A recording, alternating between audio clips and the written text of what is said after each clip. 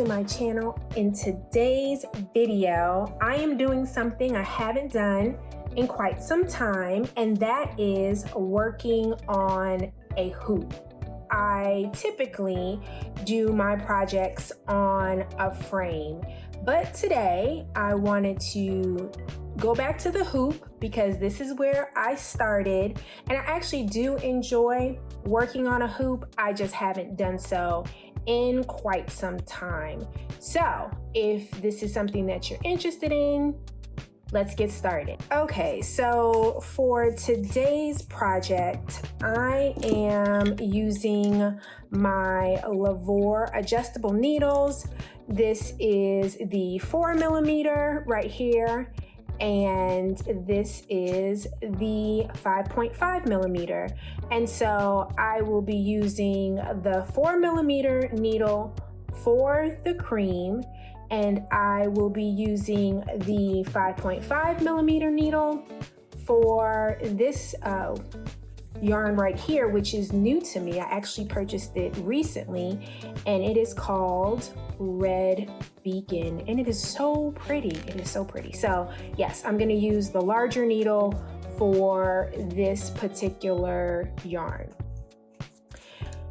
I also have my hoop, and I have a piece of monk's cloth. And if I'm not mistaken, I think this particular one is from Michael's. Don't quote me. It's either Michael's or Hobby Lobby, but I think this one is from Michael's. The colors are slightly different, and so I think this is from Michael's. But either way, we are gonna get this on here. Clearly I need to loosen this up just a bit more.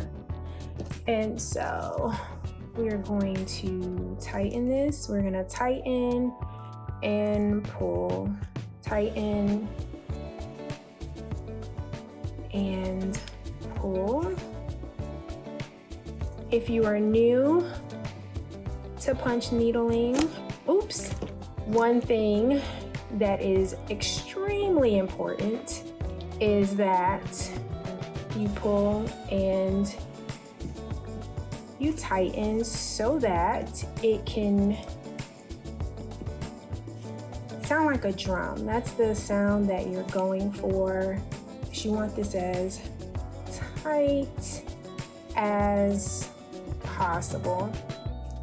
And honestly, that's one reason why I love punching on a frame. I love putting the cloth on a frame because I staple the frame with the staple gun. And I'm able to like pull and tug, and once it's in place, it is in place because of the staples. But for the hoop, sometimes just have to work with it just a little bit more. And not sure if you can hear that, but I think we're good. I think this is the tightest I'm going to be able to get it. And so for today's project, I am just gonna draw some circles. I will have some help in doing that, but you don't really need anything. I mean, you can use, this is a top of a candle that I have. You can use a cookie cutter. I just happen to have some right here for another project that I am working on.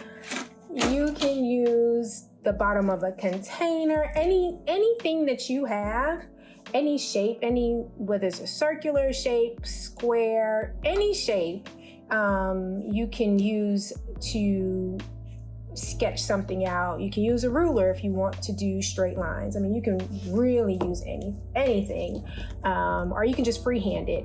I am not good at freehanding, so I'm gonna get some help right here. And I'm using this with my Sharpie because It's important for me to be able to see these half circles and circles or whatever I come up with. It's important for me to see them on the back side of this project. Okay, this is not turning out the way I wanted, but we're gonna go with it. I recently picked this up in a set that I bought from Amazon. I can't even remember what the name of the set is, but I was like, oh, I need that because I am not all that good at drawing circles, half circles, and anything with a curve. Or matter of fact, anything with a straight line, I am challenged with without some assistance. But either way, we're gonna get this together and it will be fine.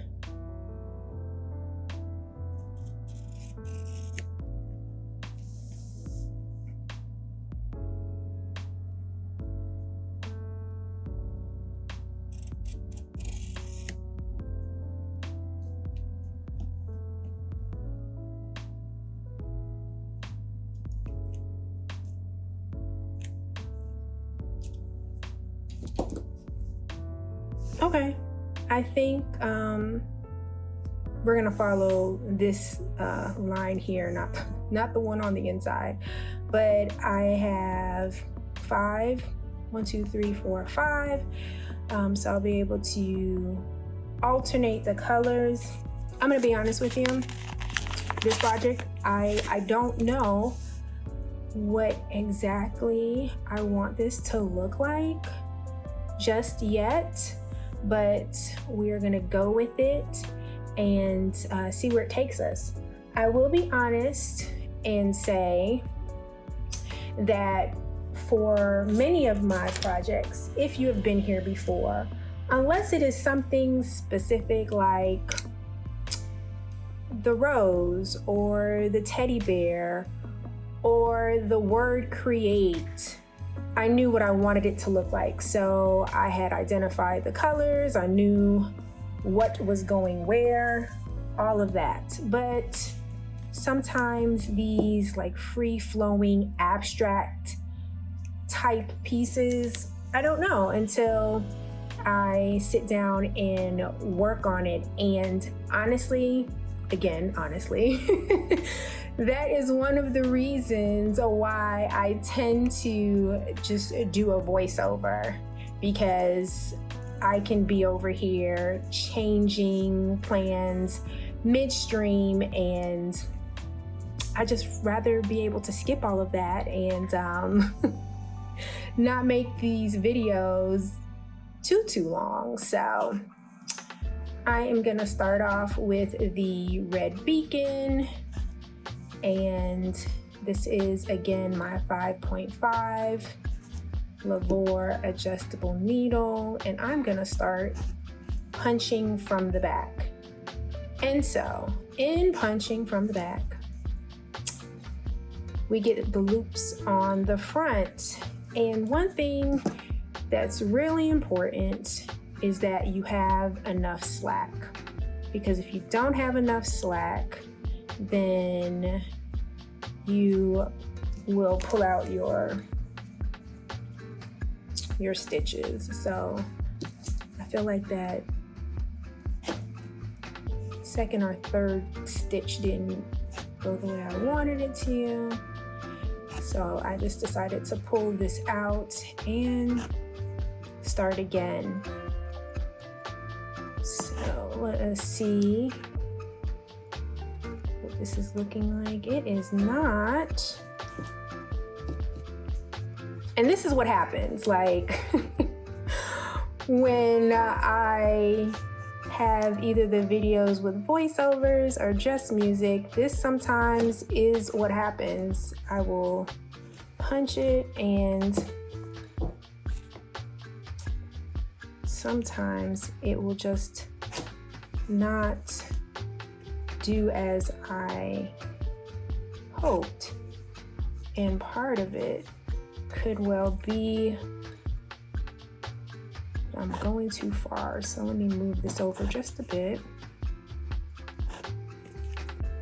Okay, so that's better. So I was was stitching too far apart, so it's almost like I was stretching the yarn and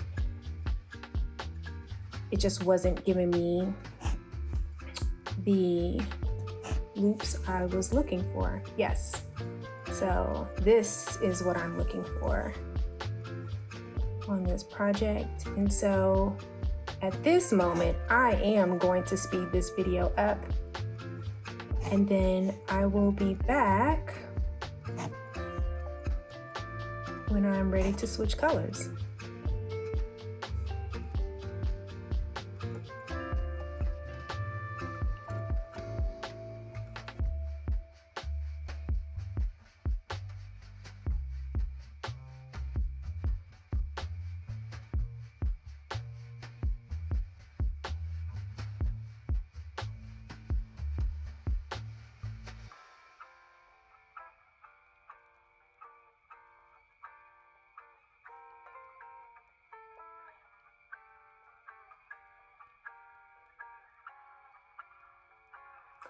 Okay, so my first section is done, and as I was working on it and I was looking at like, how am I gonna do the rest of this? I think what I will do is I will do the cream here and here in two different techniques, and then I will bring in the red beacon here and cream here. So yeah, I think I'm gonna do cream in 3 places and then do one place, this one section in red beacon. That is what I'm thinking right now, but as it goes with my projects like this that are abstract, like I guess you can say, who knows? I'll punch the next section and decide to change my mind. But for the moment, for like right here and now, I'm thinking cream, red beacon, cream, cream. That's what I'm thinking. Let us see how this goes. Oh, one thing I did want to mention is the tape. So when I work on a hoop, I use tape to secure the edges. So this is Scotch tape. I have used masking tape. I have used painter's tape. So I've used all 3, but this one right here is Scotch tape. I would probably say that I prefer either this tape or masking tape, only because of the color. The painter's tape, it's blue, and so yeah, that would be the only thing. So I really don't have a preference, but I lean towards Scotch tape or masking tape. And so now I am going to work on the next section, and that is cream, and that is my 4mm needle.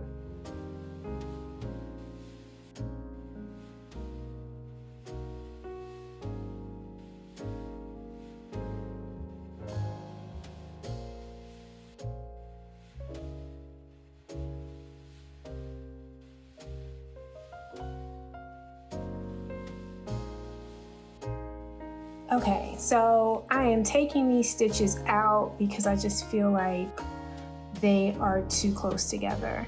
So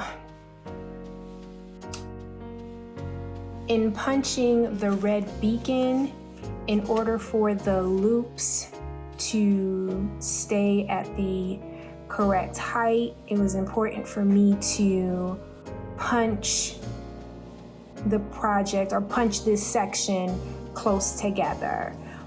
And so for this section though, the cream section, I can make these a little farther apart. So as I am punching the edge of this, I am really using the loop as my guide. I'm taking it all the way up to the edge, as close as I can get it.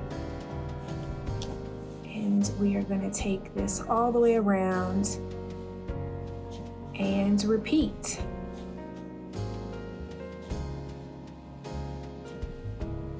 And I will speed this up for you all, and I will come back when I begin the next section.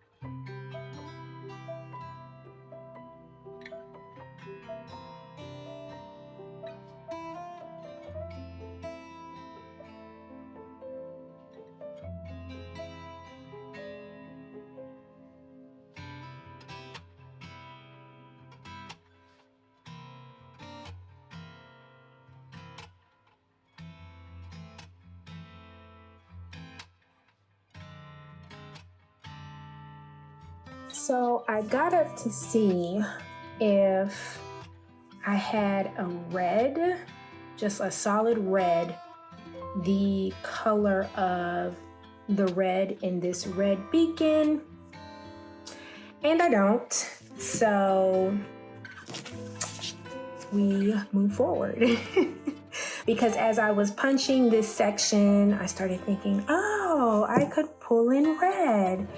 But the reds I have do not go with this red. They're not the same. They're not even really close. So I am going to pass on that idea. I am going to continue with the cream in this section. And I think I actually might do, let me flip it over. Okay. So instead of doing this section in the red beacon, what I'm thinking is that I'm going to do this in cream, do this section in red beacon, and then do this section in cream. But I will do the stitches from the back, so the loops, this technique, this feel right here will be on the front side of the project. So that's what I'm thinking. Cream, red beacon, cream. But we'll see. After I punch this cream, we'll see how I am feeling. Here, I think I want to do the longer stitches that I really enjoy incorporating into my project. So I think I'm going to do that here. Plus, it will also save on time. So let's get to it. One thing that's really important when doing these longer stitches is to hold on to the loops on the back side, because they need to be a little bit longer. And this is what I mean. Like, I have to hold on to these as I am punching so that they don't come out. And again, this is because I'm doing the longer stitches, so that's just something important to remember.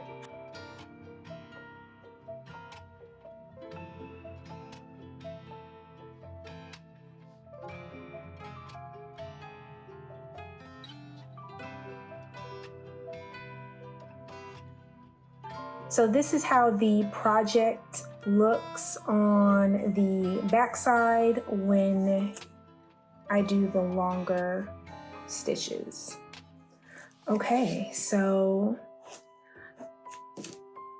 I am still okay with my last thought in terms of what I would do next, or what would go where, I should say. So yes, I'm sticking with this as the red beacon, and I'm doing this as the cream, and I am going to punch this from the backside.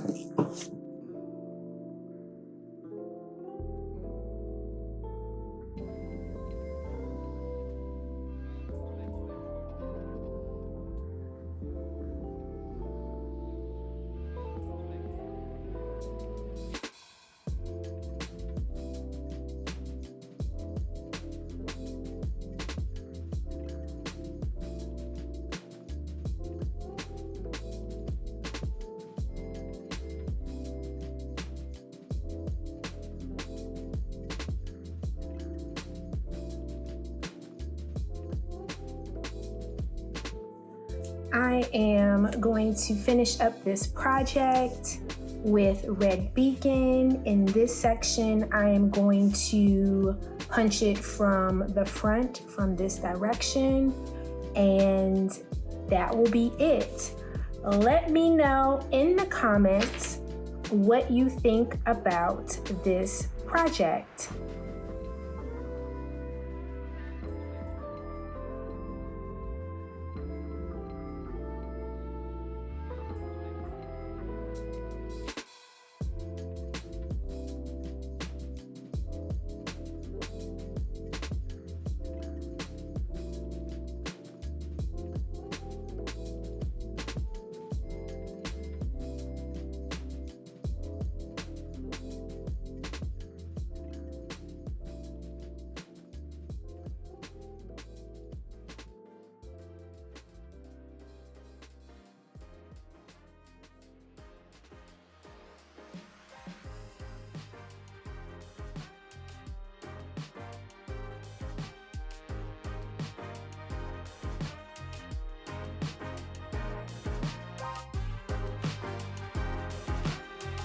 I hope you enjoyed this video. If you did, please be sure to like, share, and subscribe. Thank you so much for spending the time. Thank you so much for hanging out with me.